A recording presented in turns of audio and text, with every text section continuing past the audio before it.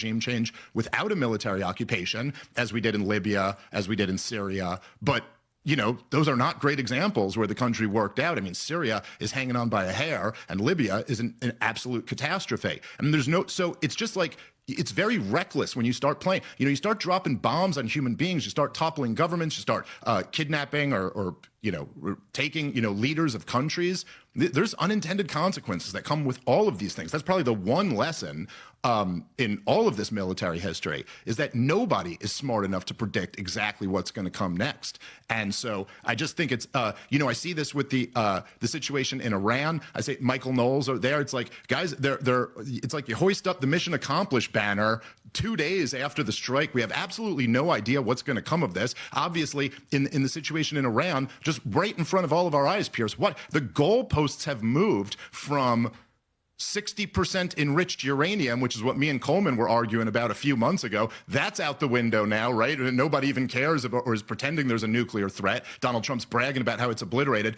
Then both Benjamin Netanyahu and Donald Trump moved the goalpost to intercontinental ballistic missiles, and then that was the war propaganda for a couple months there. Now it's over whether they shoot protesters or rioters. Not even like an accusation that they're committing a genocide or are a threat to another country. They invaded their neighbor, nothing like that. So I would just say, I think one of the most important lessons, and Michael, who's a history buff, would know that every last one of the founders of this country talked about this all the time, is that you want to be sober and calm and rational. You want to not intervene when you don't need to. There's all types of unintended consequences that can come from these things. And that's why the advice of the founders was, be friends with the world. Don't